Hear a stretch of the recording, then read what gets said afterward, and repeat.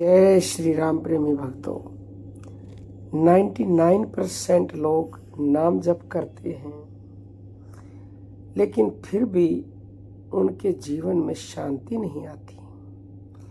माला चलती रहती है, होठ हिलते रहते हैं, पर मन वहीं का वहीं। आज हम आपको वो गलती बताने वाले हैं जो ज़्यादातर लोग करते हैं, और वो सही तरीका भी जिससे नाम सीधे आत्मा तक पहुंचता है। ध्यान से सुनिए, क्योंकि अंत में हम आपको एक ऐसी बात बताएंगे जो आपकी साधना की दिशा बदल देगी। चलिए एक छोटे से उदाहरण से समझते हैं। एक बार एक व्यक्ति रोज मंदिर जाता था। वो घंटों जय श्री राम का जप करता था, फिर भी परेशान था। एक दिन उसने एक संत से पूछा, मैं रोज जाप करता हूँ, फिर भी मन अशांत क्यों है? संत मुस्कुराए और बोले, तू नाम जप कर रहा है, पर नाम तुझे नहीं जप रहा है। वो व्यक्ति समझा नहीं। संत ने कहा, जब तक नाम सांस में नहीं उतरता तब तक वो बाहर ही घूमता रहता है। यही असली रहस्य है। संत कबीरदास जी कहते हैं, माला फेरत जुग भया, फेरा न मन का फेर, कर का मन का डार दे और मन का फेर। यानी हाथ की माला से कुछ नहीं होगा जब तक मन की दिशा नहीं बदलेगी। और मन की दिशा बदलने का सबसे सरल रास्ता है हमारी सांस। क्यों? क्योंकि सांस और मन सीधा जुड़े हुए हैं। सांस तेज, मन तेज। सांस शांत तो मन भी शांत। अब सही तरीका सुनिए। पहले समझिए गलती क्या है। गलती यह है कि लोग नाम जपते समय सांस से अनजान रहते हैं। अब सही विधि जान लीजिए। शांत स्थान पर बैठ जाइए, रीढ़ की हड्डी सीधी रखें, आंखें बंद कर दीजिए, अपनी सिर्फ सांसों को महसूस कीजिए।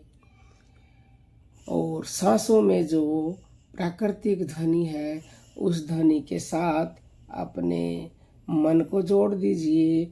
और यदि कोई बिल्कुल नया साधक है, प्राकृतिक ध्वनि के साथ मन को नहीं जोड़ पा रहा है, तो अपने इष्ट का नाम जैसे राम या ओम नमः शिवाय या कृष्ण, उसको भी श्वास में जोड़ सकता है।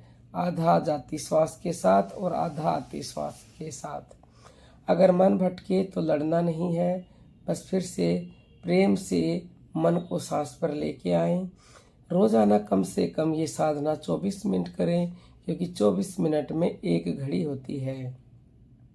हमेशा याद रखिए, नाम को सांस पर सवार कर दीजिए, जिसके लिए नानक जी कहते हैं, नानक नाम जहाज है, चढ़े सो उतरे पार।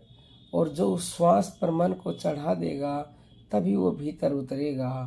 अब वो बात जो 99% लोग नहीं जानते, नाम जप का असर शब्द से नहीं भाव से होता है।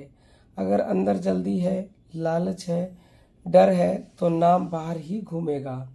लेकिन अगर भीतर समर्पण है तो नाम खुद आपको जपने लगेगा। भगवान शिव को आदि योगी कहा जाता है। योग की शुरुआत ही सांस से होती है। जैसे रेडियो की सही फ्रीक्वेंसी हो तो ही वो पकड़ता है, तो साफ आवाज आती है।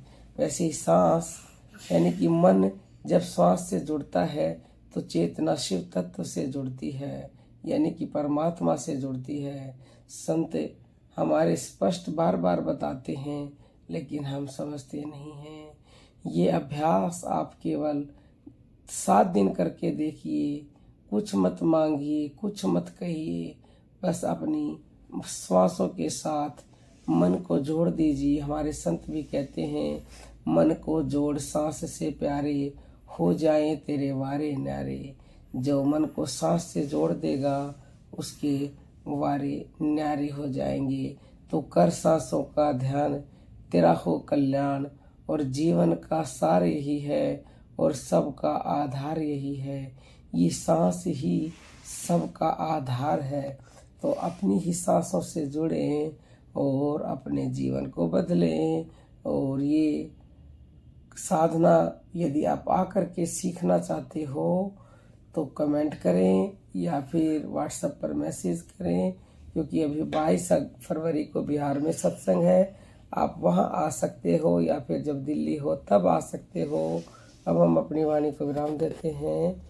जय जय श्री